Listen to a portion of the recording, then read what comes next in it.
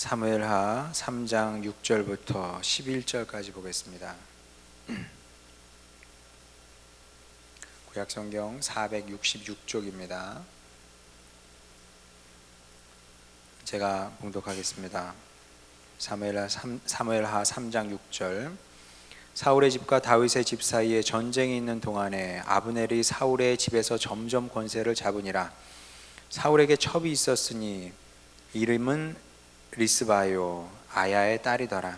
이스보셋이 아브넬에게 이르되 내가 어찌하여 내 아버지의 첩과 통간하였느냐 하니 아브넬이 이스보셋의 말을 매우 분하게 여겨 이르되 내가 유다의 계머리냐. 내가 오늘 당신의 아버지 사울의 집과 그의 형제와 그의 친구에게 은혜를 베풀어 당신을 다윗의 손에 내주지 아니하였거늘 당신이 오늘 이 여인에 관한 허물을 내게 돌리는도다.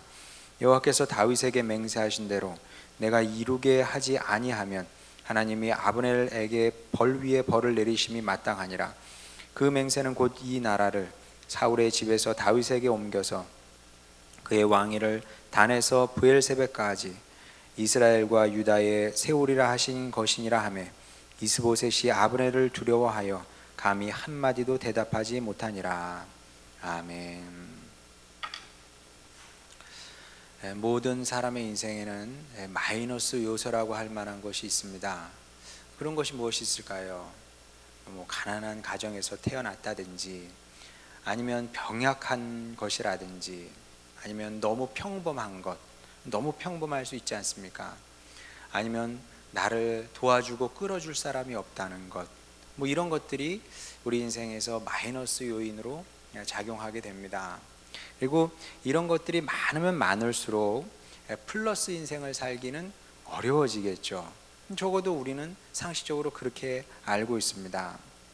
그래서 이 사실을 누구나 알고 있기 때문에, 상식이기 때문에, 그래서 사람들이 현실에 더 예민해지고 또 날카롭게 반응하는 것이 아닐까, 그렇게 생각을 합니다. 그리고 이런 현상은 시간이 갈수록 적어도 제 인생에서 보게 되면 시간이 갈수록 점점 더 심해지고 있는 것 같습니다. 잘은 모르겠지만 마이너스 인생에 대한 두려움, 불안, 공포, 이런 것이 있는 것 같아요. 뭔가 조금 잘못되면 그 잘못된 것이 내 인생에 영향을 미쳐서 마이너스가 될 수 있다, 이런 가능성을 잠재적으로 늘 생각하고 있는 것 같습니다. 그래서 마이너스 요소가 조금이라도 들어오게 되면 예민하게 반응하고 공격하고 이렇게 되는 것이죠. 타고난 거는 그래 어쩔 수 없어. 내가 억울하긴 하지. 이해는 안 되고 억울하기는 하지만 내가 받아들일 수 있어.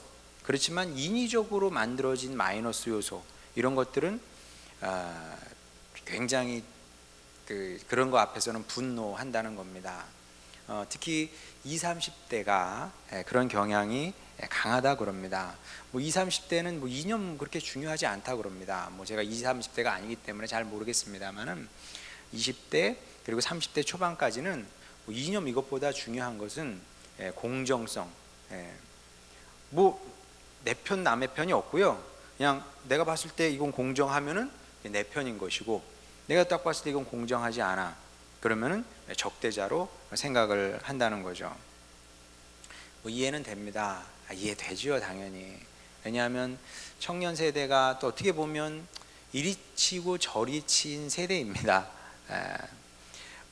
우리 부모님 세대, 그리고 그다음에 저 때부터 조금 어려웠죠. 왜냐하면 제가 이제 군대 갔다 오고 졸업한 그때가 IMF가 이제 결정적으로 이게 일어나면서 취직이 잘 안 됐거든요. 근데 제 위 선배들만 해도 80년대, 특히 80년대 학번이죠. 80년대 그 20대, 80년대 20대를 보낸 그 세대만 해도 그닥 취직 걱정하지 않았거든요. 내가 뭘 해서 벌어먹고 살아야 되나, 그런 걱정을 그다지 하지 않았습니다. 물론 그 당시엔 대학생이 그렇게 많지 않았죠. 아마 40%가 안 됐던 걸로 알고 있습니다. 4년제 대학생이. 그러니까 아무래도 지금보다는 훨씬 취직하기가 좋은 환경이었던 것은 분명합니다. 어쨌든 그래서 이제 그때는 뭐 대학생들이 낭만도 있었고 뭐 학점 관리 같은 거 하지 않고 캠퍼스에 앉아서 기타 치고 노래 부르고 놀고 뭐 이게 이제 대학생들의 일이었던 거죠. 반면 지금 어떻습니까? 10대부터 취직 생각을 하고 근심을 하고 걱정을 하고 준비를 한다 하지 않습니까? 뭐 어떤 고등학교에서는 공무원 준비반을 만들어서 벌써 1학년 때부터 이렇게 취직 준비를 시킨다고 합니다. 그래서 졸업하고 1년 내에 공무원이 되면 뭐 플래카드 이렇게 붙이고 그런다고 하지 않습니까? 뭐 안타까운 일이죠. 꿈을 먹고 살아야 될 그 좋은 청춘 나이에 먹고 살 걱정을 해야 되니까 이제 그만큼 빨리 늙어버리는 겁니다. 청춘이 없이 그냥 늙어버리는 거죠. 그러다 보니까 청춘이 없어지고 바로 늙어버렸기 때문에 이른 나이에 근심 걱정하면서 사는 것이고, 또 그러다 보니까 이제 긍정적으로 사고하기보다 부정적으로 사고하게 되고, 또 여유와 관용의 사람이 되기보다는 예민하고 이제 공격적인 사람으로 발전하게 되는 것 같습니다. 안타까운 일인데, 근데 뭐 제가 누차 얘기하는 것처럼, 근데 또 이런 문제가 이제 어제 오늘만의 문제는 아니었다. 이제 우리나라 70년대, 80년대는 역사적으로 봐도 굉장히 독특한 시대였습니다. 급격한 변화와 발전의 시대였거든요. 그런 시대는 우리나라 반만년 역사에 거의 없었죠. 거의 없었고, 사실은 늘 대부분의 사람들이 근심하고 걱정하고 특히 마이너스 요인 그런 것을 늘 생각하면서 살 수밖에 없었다는 건데, 이제 오늘 본문 얘기도 사실은 마찬가지입니다. 이제 아브넬과 이스보셋 이야기인데, 이 사람은 원래 이 두 사람은 공생 관계였습니다. 공생 관계라는 것은 플러스가 되는 관계죠. 아브넬은 이스보셋에게 플러스가 되고 이스보셋은 아브넬에게 플러스가 되는 아주 이상적인 관계였습니다. 자, 그럴 수밖에 없었던 것이, 이제 이스보셋은 사울의 아들이었거든요. 근데 사울이 전쟁에서 죽었습니다. 누군가 왕권을 물려받아야 되는데 이스보셋이 물려받게 된 겁니다. 저기 이제 요나단은 죽었기 때문에 이스보셋이 그 다음 차례였던 거죠. 자, 그런데 왕이 되기는 했는데 왕이 됐다고 끝이 아니거든요. 내가 왕이다 그러면 모든 사람들이 나를 따라오는 게 아닙니다. 왕권이라는 것은 마치 집안을 단단하게 하는 작업이 필요하지 않습니까? 집을 지으려면 그런 시간이 필요한 겁니다. 그런 시간과 정지 작업이 필요한데 뜻하지 않게 너무 준비 없이 왕이 돼버린 겁니다. 그러니까 누군가가 자기를 도와줘야 되는 겁니다. 누가 그 사람을 도와줍니까? 가장 적임자가 누구였냐 하면 바로 아브넬이었다는 거죠. 아브넬은 나이도 좀 있었던 것 같고, 그리고 뛰어난 장수였을 뿐만 아니라 정치력과 리더십까지 두루 갖춘 실력자였던 것 같습니다. 뭐 성경이 거기에 대해서 관심을 갖지 않기 때문에 자세하게 말씀하지 않습니다만은 아브넬이 그런 실력자였던 것만은 부정할 수 없는 사실인 거죠. 그래서 이 아브넬이 어떤 역할을 감당하느냐에 따라서, 어떻게 행동하느냐에 따라서 이스보셋의 왕으로서의 운명이 좌우되는 그런 상황이었습니다. 그러니까 이제 이스보셋은 아브넬을 쳐다볼 수밖에 없는 거죠. 도움을 구할 수밖에 없었던 겁니다. 자, 그러면 아브넬은 이스보셋이 필요가 없었느냐? 그건 또 아닙니다. 아브넬도 이스보셋이 필요했습니다. 그렇게 생각하면 쉬울 것 같습니다. 자, 북한의 권력층과 김정은의 관계하고 거의 같다고 생각하면 됩니다. 북한의 권력층이 볼 때 김정은이 굉장히 존경스럽고 자랑스럽고 또 뭐 부족함 없는 우리의 지도자다 이렇게 생각을 하겠습니까? 당연히 그렇지 않거든요. 사람은 다 똑같은 겁니다. 김정은 지금 뭐 30대 중반입니까? 그밖에 안 되잖아요. 근데 그 당 중앙위원회, 북한의 당 중앙위원회 가보면은, 뭐 가보진 않았지만 거기 TV에 나오는 거 보면 거기 할아버지들 여러 계시거든요. 그러면 그 할아버지들이 볼 때 김정은은 손자입니다. 손자뻘이잖아요. 손자뻘인데 이 버릇없는 애가 할아버지 앞에서 담배 피죠. 인사도 잘 하지 않죠. 할아버지들은 어떻게 합니까? 90도로 인사해야 돼요. 여러분 말하는 거 보셨죠? TV에서 김정은 앞에 가면 입 가리고 얘기합니다. 입 가리고. 네. 왜 그런지는 잘 모르겠는데 혹시라도 입냄새가 날까봐 그런 것 같아요. 혹시라도 내 입냄새가 나서 이렇게 불쾌하게 만들까. 김정은은 그러지 않잖아요. 그러면 할아버지가 그 어린 손자 같은 애한테 이러면서 살고 싶겠어요? 기분 나쁘거든요. 기분 나쁜 겁니다. 누구나 다 특히 글쎄 뭐 서양 사람들은 뭐 다 그냥 유니까 그렇지만 우리는 존댓말이 있고요. 그리고 어른에 대한 공경 사상이 이 뿌리 깊게 내려 있는 민족입니다. 예. 그런데 그 할아버지들이 그 어린애한테 가서 굽신거리고 인사하고 거의 무릎 꿇다시피 하고 막 얘기하고 그러지 않습니까? 김정은 앉아 있으면. 예. 그걸 좋아하는 사람은 아무도 없습니다. 그런데 왜 자존심 다 내려놓고 그렇게 어린 김정은 앞에서 굽신거리고 그리고 정말 간슬게 다 빼주면서 이렇게 알랑방귀 뀌면서 그렇게 삽니까? 왜냐하면 내가 자존심만 내려놓으면 얻을 게 굉장히 많기 때문에 그렇습니다. 예, 김정은이 울타리가 돼서 그 안에 있으면 김정은이 주는 게 많이 있거든요. 예, 좋은 차도 줍니다. 집도 줍니다. 돈도 줍니다. 명예도 줍니다. 거기도 명예는 있는 거니까. 권력도 줍니다. 그 시간만 잘 견뎌내면 집에 오면 뭐 하인 같은 사람도 들러붙고 뭐 그러겠죠. 그러니까 얻을 수 있는 게 굉장히 많기 때문에 치사하고 더럽고 아니 꼽지만 김정은 체제를 유지할 수밖에 없는 거죠. 왜? 통일되면 뭐 우리가 뭐 그 사람들 그 대접 안 해주죠. 다 아는 겁니다. 그러니까 통일이 되기가 이제 어려울 수밖에 없는 거죠. 이런 이유 때문에. 자, 그러면 아브넬과 이스보셋의 관계가 이와 뭐 거의 동일했다고 보면 되는 겁니다. 아브넬도 이스보셋이 필요했던 거죠. 왜?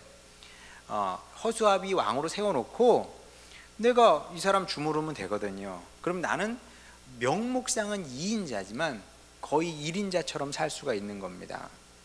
만약에 통일이 되면 다윗 밑으로 들어가면 어림도 없죠. 다윗이 아브넬 뭐 가만두겠습니까? 그런 대접 안 해줍니다. 원로 대접 안 해준다는 거죠.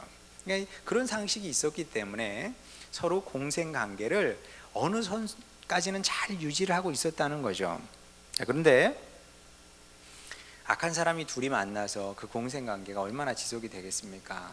어느 순간 이 두 사람 모두가 원하지 않는 일이 발생하게 됩니다. 자, 그게 7절 말씀이죠. 읽어보겠습니다. 사울에게 첩이 있었으니 이름은 리스바요 아야의 딸이더라.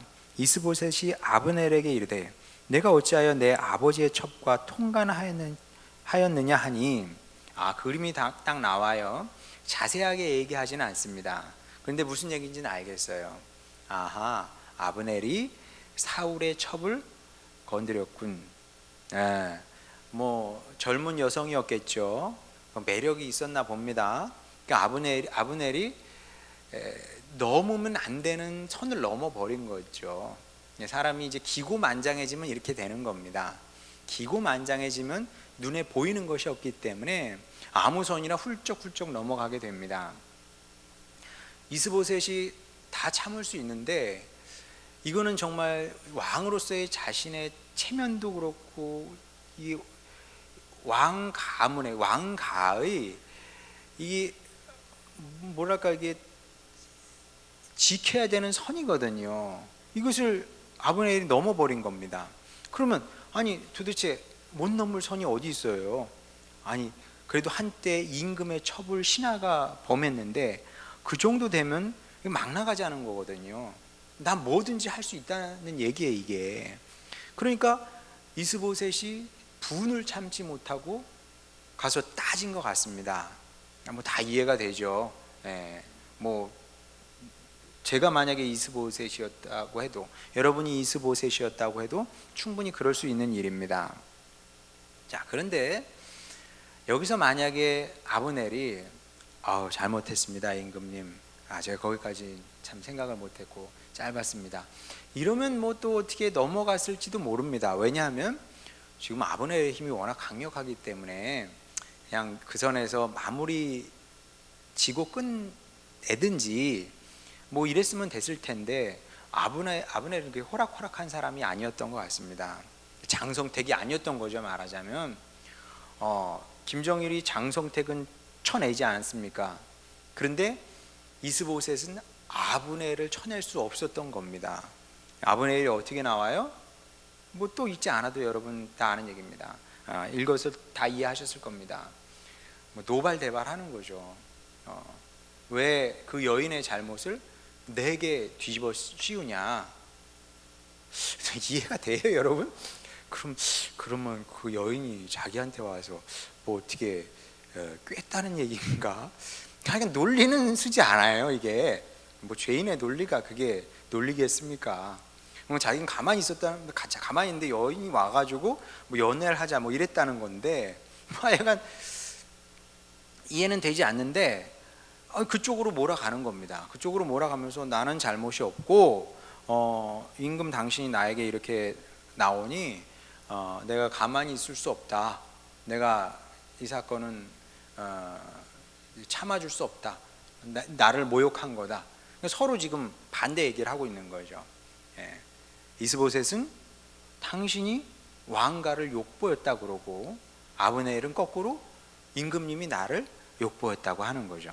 이렇게 두 사람은 이제 루비콘 강을 건넌 거예요. 건너버린 겁니다. 서로의 루비콘 강을 건너버렸어요. 건너버렸으면 이제 끝난 거거든요. 그리고 실제로 이것을 시작으로 두 사람은 멸망과 죽음의 길을 이제 가게 되죠. 자, 여기까지는 뭐 누구나 분석할 수 있는 내용입니다. 그리고 역사가들은 뭐 이렇게 해석을 합니다. 왜 이스라엘이 망할 수밖에 없었냐? 북왕국 이스라엘이, 이때는 아직 북왕국 이스라엘 얘기를 쓰지 않았습니다만은 어쨌든 그 이스라엘이 망하게 되는데, 망할 수밖에 없었던 이유는 이 두 권력자들이 알력 다툼을 하다가, 세력 다툼을 하다가 망하게 됐다. 뭐 이렇게 분석을 할 겁니다. 자, 그런데 성경은 그런데 별로 관심이 없습니다. 뭐 정치 공학 그런 데 관심 없습니다. 성경은 그런 거 분석은 사람들이 하라고 내버려둬요. 역사학자들이 하세요. 사회학자들이 하세요. 넘겨줍니다. 그럼 성경은 어떤 데 관심이 있습니까? 성경은 사람은 알 수 없는 문제를 뭐 연구한다고 파악될 수 있는 것이 아니고, 뭐 공부한다고 알 수 있는 문제가 아닌 것들, 그게 뭡니까? 사람이 죽고 사는 문제를 주로 성경은 다루는 거죠. 그럴 수밖에 없어요. 사람은 기껏해야 플러스 마이너스만 항상 생각을 합니다. 이건 플러스, 저건 마이너스. 그것만 생각을 하는 거죠. 그래서 이 두 사람이 플러스 관계일 때는 서로 잘 되더니 마이너스가 되니까 같이 망하더라. 뭐 이런 식으로 해석을 하거든요. 언뜻 보면 맞는 얘기처럼 보입니다만은 본문 말씀은 전혀 다른 얘기를 하고 있다는 겁니다. 성경은 다른 질문을 하는 거죠. 우리에게 다른 질문을 던집니다. 어떻게 이스라엘이 망했느냐? 이 질문을 하는 것이 아니라, 정확하게 말하면 이 질문을 하는 것이 아니라, 인생 최고의 마이너스는 뭐냐? 사람들이 마이너스에 대해서 많이 생각을 하고 말도 하는데, 우리 인생의 최고 마이너스는 뭐냐? 한 나라의 최고의 마이너스는 뭐냐? 이제 그런 질문을 하고 있는 겁니다.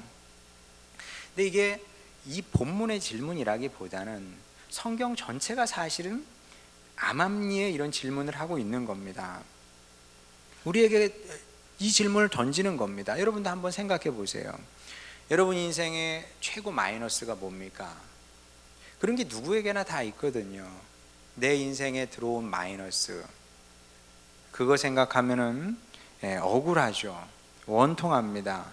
슬프고 분노까지 일어나는 그런 마이너스가 있는 사람들이 있어요. 글쎄 모르겠습니다. 여러분은 그런 마이너스가 있는지 모르겠는데, 뭐 거기까지는 아니더라도 사소한 마이너스 요소는 뭐 누구나 한둘은 가지고 있습니다. 그럼 마이너스라는 게 도대체 뭡니까? 마이너스가 들어와 있어요, 내 인생에. 자, 그러면 그걸 생각하면 도무지 기쁘지 않죠. 마이너스가 뭐 좋은 사람은 없을 테니까 그거 생각하면 기쁘지 않고 감사도 나오지 않습니다. 그렇지 않던가요? 왜 이게 나한테 내 인생에 들어왔을까? 이것만 없었어도 괜찮았을 텐데, 뭐 그런 생각을 하게 되지. 그것을 가지고 참 감사하네, 그게 있지만 기쁘네, 그렇게 생각하면서 사는 사람이 어디 있겠습니까? 자, 그 마음 충분히 이해가 되고요. 그리고 뭐 우리 또 그래야 됩니다. 뭐 누군가 여러분 찾아와 가지고 내 인생은 왜 이런지 모르겠어, 뭐 이것 때문에 내가 슬프고 괴롭고 힘들고, 뭐 그렇게 말하는데 거기다 대고 뭐 뭐라고 얘기를 하겠습니까? 뭐 반박해봐야 얻는 게 아무것도 없지요. 뭐 공감해야죠. 아유, 그래, 얼마나 힘드십니까? 얼마나 고통스럽습니까? 뭐 그렇게 공감을 해야 되겠으나, 그러나 또 지금은 설교 시간이니까 설교 시간에 또 뭐 그냥 우리 새끼 뭐 이럴 수는 없잖아요. 그거는 이제 상담 시간에 하는 거고 개인적으로 만났을 때 하는 것이고, 설교 시간에 마저 아이고 우리 새끼 뭐 이렇게 하면은 발전이 없거든요. 그럼 저는 물어보고 싶은 거죠. 야, 개인적으로 물어볼 수 없으니 설교 시간에 물어보고 싶은 겁니다. 자, 그러면 이해는 되는데 그런 마이너스 요인 때문에 괴롭고 힘들고 슬프고 감사도 안 되고 괴롭고 등등 알겠는데, 그런 것 때문에 당신의 인생이 크게 잘못됐습니까? 여러분도 한번 생각해 보세요. 내 마이너스 요인이 있어요, 누구에게나. 그것 때문에 내 인생이 크게 잘못됐는가? 아니면 내 인생이 정말 망가져 버렸는가? 완전히 깨져 버렸는가? 그래서 정말 한 개도 행복하지 않고 즐거운 마음도 없는가? 아니 뭐 그 정도까지는 아니더라도 그것만 생각하면 막 울분이 치솟고 짜증나고 화나고, 하나님을 향해서도 원망이 마음이 조금씩 이제 간혹 이게 불쑥불쑥 올라오는가? 한번 생각해 보세요. 만약에 이 질문 앞에서 제가 그래요라고 대답을 한다면, 그러면은 좀 안타까운 얘기입니다만은 아직은 좋은 신앙인이라고 하기에는 좀 어렵다. 좀 영적으로 성숙을 좀 더 많이 해야 되겠다, 이런 말씀을 저는 드릴 수밖에 없습니다. 왜 그럴까요? 왜냐하면 성경을 펴보게 되면 성경 인물 중에서 마이너스 요소가 없는 사람은 단 한 명도 없습니다. 정말 단 한 명도 없어요. 마이너스 요소 없는 사람이 어디 있어요? 그런 인생은 존재하지 않습니다. 여러분 요셉을 한번 생각해 보시기 바랍니다. 마이너스도 이런 마이너스 인생이 없습니다. 그냥 마이너스가 아니고요, 치명적인 마이너스의 연속이었습니다. 이거는 우리가 상상할 수 있는 영역이 아니죠. 상상할 수 있는 영역이 아닙니다. 종으로 팔려간다, 성폭행범 누명을 쓴다, 그리고 감옥에 갇힌다. 그 시간이 10년 이상이지. 10년 이상. 와, 대단하지 않아요? 뭐 확실하진 않지만 처음 창세기에 요셉이 등장할 때 나이가 17살이라 그랬으니까, 그리고 바로 왕에게 불려갈 때 나이가 30살이라 그랬으니까 못해도 만으로 한 12년을 완벽한 마이너스, 절대 마이너스 인생을 산 사람 아닙니까? 자, 그런데 그렇게 무조건 마이너스인 거죠. 괄호하고 마이너스 찍, 몽땅 다 마이너스인 거예요. 그냥 수학 시간에 배웠죠, 여러분? 괄호치고 마이너스 하면 전체 그냥 마이너스가 되는데, 그런 인생을 산 게 요셉이었습니다. 자, 그런데 그 때문에 요셉이 뭐 크게 잘못됐습니까? 예. 죽었습니까? 망가지고 깨졌습니까? 예. 그런 거 아니거든요. 그러니까 우리가 착각을 하면 안 되는 겁니다. 적어도 우리 성도들은 착각하면 안 됩니다. 마이너스 요인 때문에 망한다? 그 사람들은 그렇게 생각을 해요. 이 마이너스가 내 인생에 들어와서 그게 내 인생을 망가뜨렸어, 그렇게 생각을 합니다. 그것 때문에 실패했다고 생각을 하고, 그것 때문에 불행해졌다고 얘기를 합니다. 그런데 성경 어디에도 그런 말씀이 없다니까요. 사람들이 열패 인생이라고 그러잖아요. 열패 인생 있죠. 그럼 열패 인생의 원인이 도대체 뭐냐? 사람들이 어디서 찾든 간에 우리는 그리스도인 아닙니까? 그리스도인들은 비그리스도인, 이제 신앙 밖에 있는 사람들의 말을 들으면서 살면 안 됩니다. 그건 그들의 주장일 뿐이에요. 그들의 생각일 뿐입니다. 우리는 달리 생각을 한다는 거죠. 열패 인생이 있어. 그러나 그것은 적어도 눈에 보이는 마이너스 요인 때문에 열패 인생이 되는 것은 아니다. 본문 이야기가 이 말씀을 결국 하고 있는 겁니다. 이 두 사람이, 아브넬과 이스보셋이 왜 망하고 왜 죽게 됐습니까, 여러분? 싸워서 그래요? 네? 서로 싸워서 서로 자존심 싸움 하다가 이렇게 됐다. 역사가들은 그렇게 얘기하는 겁니다. 그래서 마이너스가 돼, 서로에게 마이너스가 돼서 나라 말아먹었다, 이렇게 얘기를 하는 겁니다. 그런데 성경은 그렇게 얘기를 하는 것이 아니라, 왜 망했다고요? 하나님 없이 사는 사람들이 그렇지 뭐. 하나님 없이 둘 이렇게 지 멋대로 사는 겁니다. 얼마나 진짜 참 망난이죠, 망난이. 이스보셋도 망난이고 아브넬도 망난이고, 그걸 말이라고 하냐? 그걸 말이라고 해요. 그 여인이, 그러니까 이게 참 좀생원인 거죠. 분명히 자기가 갔어요. 자기가 찾아가서 자기가 뭐 힘으로 어떻게 제압을 했겠죠. 그리고 나서 한다는 얘기가 그 여인의 부덕함인 거죠. 그 여인의 비행인 겁니다. 얼마나 참 치졸을 하죠. 치졸해. 장군이라고 하기에도 참 하기도 어려울 만큼 이게 치졸한 인생인데, 이런 사람들 아닙니까? 이런 사람들이 서로 만났으니 어떻게 돼요? 뭐 그 다음은 뻔하죠. 악이 만났으니 이제 악이 합력해서 또 다른 더 큰 악을 낳는 겁니다. 제가 자신 있게 말할 수 있습니다만은, 이 두 사람은 이 사건이 아니었어도 또 다른 마이너스 요인이 생기게 돼 있습니다. 그래서 하나님께서 택하여 부르신 사람의 인생은 모든 것이 합력해서 선을 이루게 되는 반면에, 하나님 없이 사는 사람들의 인생은 모든 것이 합력해서 악을 이루게 되는 겁니다. 예외가 있을 수가 없습니다. 그래서 우리는 결국 생명으로 나아가게 되는 것이고, 하나님 없이 사는 사람들은 죽음으로 결말이 맺게 될 수밖에 없다고 성경이 여기저기서 말씀하는 거 아니겠습니까?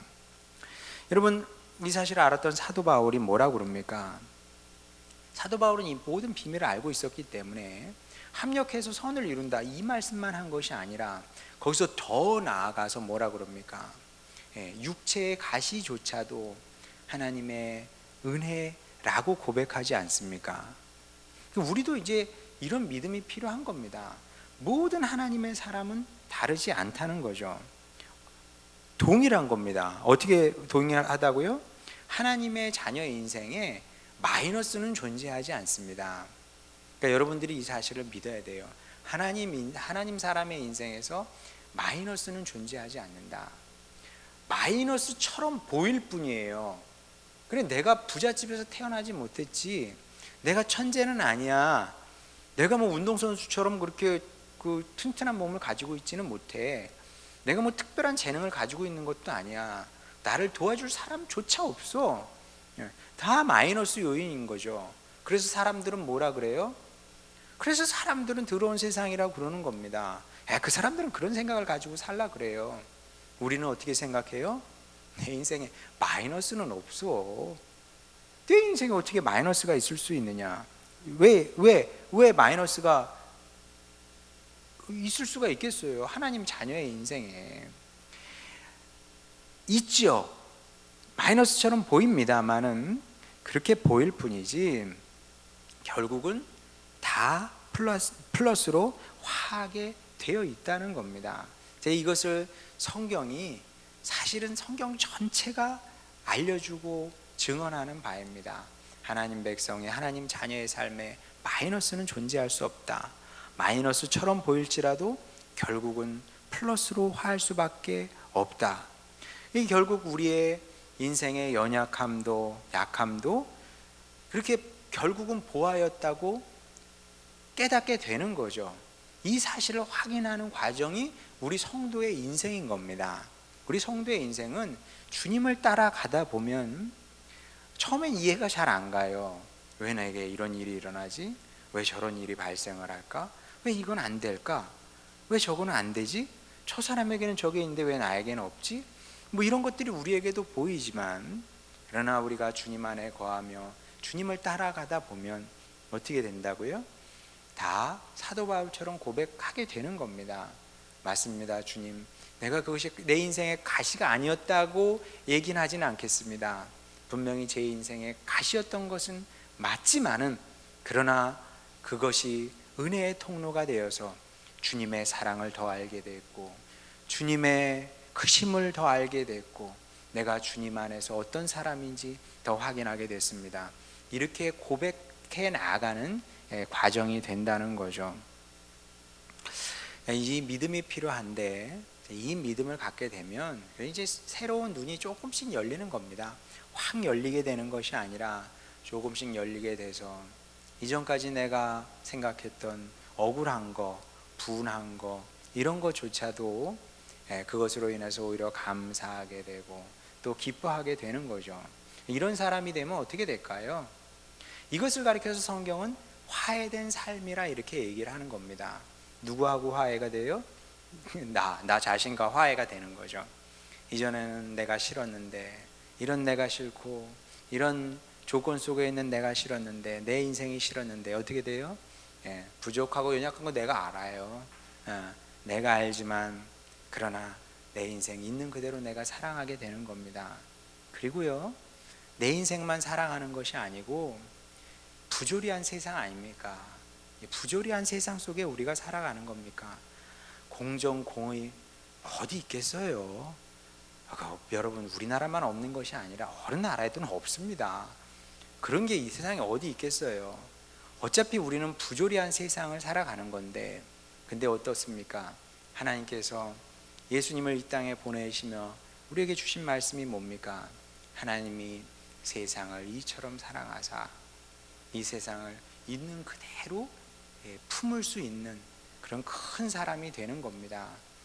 나에게 좀 득이 된다 그래가지고 아유 좋아하고 나에게 좀 불이익이 된다 그래가지고 확 분노하고 막 이런 것이 아니라 다 품을 수 있는 뭐 그런 식으로 따지면 저는 군대도 26개월 생활했잖아요. 지금 뭐 18개월 이렇게 줄었다네요. 그것도 어떻게 생각해보면 불공정하죠. 군 생활 8개월이면 저 억울한 일인데 저 그렇게 생각하지 않아요. 26개월 할 만큼 했고 배울 만큼 배웠고요.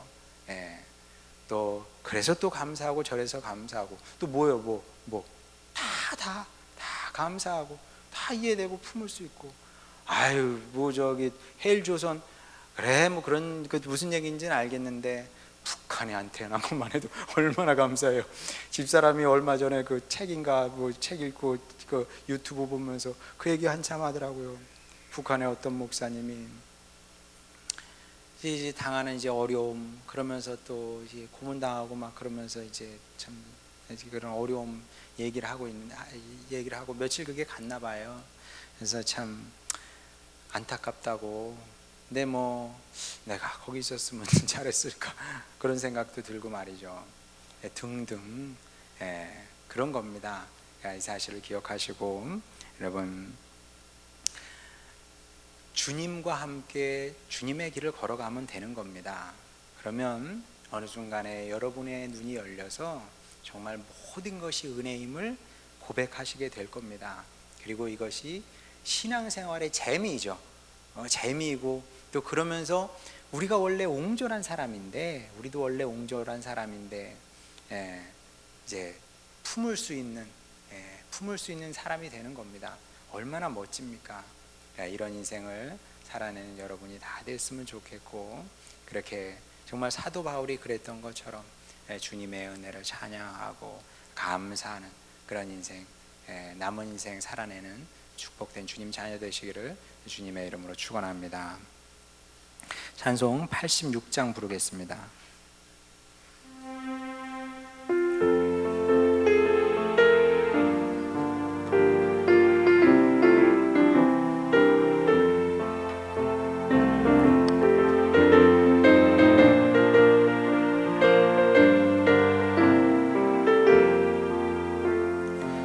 내가 늘 의지하는 예수, 나의 상처 입은 심령을 불쌍하게 여기서 위로하여 주시니, 기쁘신 나의 좋은 친구.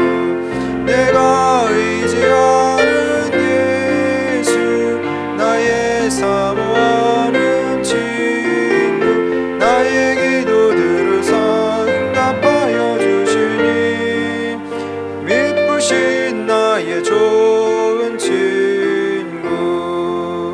주의 손 의지하고 살 때 나를 해할 자가 없도다. 주님 나의 마음을 크게 위로하시니, 미쁘신 나의 좋은 친구. 내가 의지하는 예수, 나의 사모하는 친구. 나의 기도 들으사 응답하여 주시니, 미쁘신 나의 좋은 친구. 내가 요단강 건너가며 마음이 두려웠었던 때도 주시니 어찌 두려워하랴. 미쁘신 나의 좋은 친구. 내가 의지하는 예수, 나의 사모하는 친구. 나의 기도 들으사 응답하여 주시니, 미쁘신 나의 좋은 친구. 이후 천국에 올라가서 모든 성도들과 다 함께 우리들을 구하신 주를 찬양하리라. 미쁘신 나의 좋은 친구. 내가 의지하는 예수, 나의 사모하는 친구.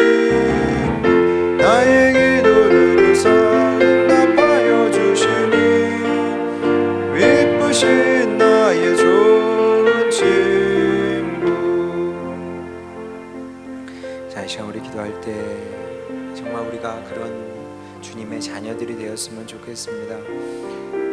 우리 중에 약함이 없는 사람은 없습니다. 누구나 다 약함이 있고, 심지어 추함도 있고, 그리고 우리를 괴롭게 하는 또 다른 여러 이런저런 그런 문제들을 안고 살아가는 것이 우리입니다.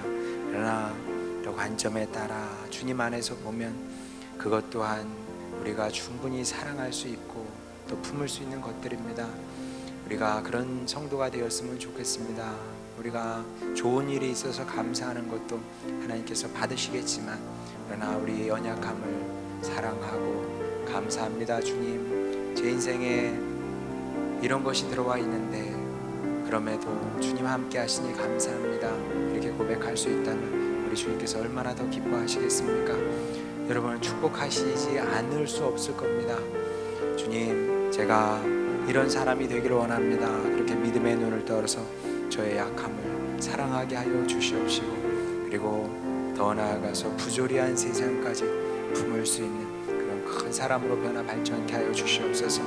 이런 기도 제목을 가지고 주님께 나가도록 하겠습니다. 기도하시겠습니다. 우리를 사랑하신 아버지 하나님 주님께서 우리를 사랑하신다는 그 사실을 주님의 백성들이 마음에 새기게 하여 주시옵소서. 주님께서 우리를 사랑하심에 우리에게 필요한 것들을 주신 것이 아니겠습니까? 그것이 육체에 가실지라도 주님 필요하기 때문에 주신 것이고, 또 그것이 있어 우리 주님을 우리가 더 붙잡을 수 있고 의지할 수 있게 하신 것이 아니겠습니까? 아버지 하나님, 우리 영적인 눈을 떠 그런 은혜의 세계를 보게 하여 주시옵소서. 아버지 하나님, 주여 모든 것이 주님 백성을 위해서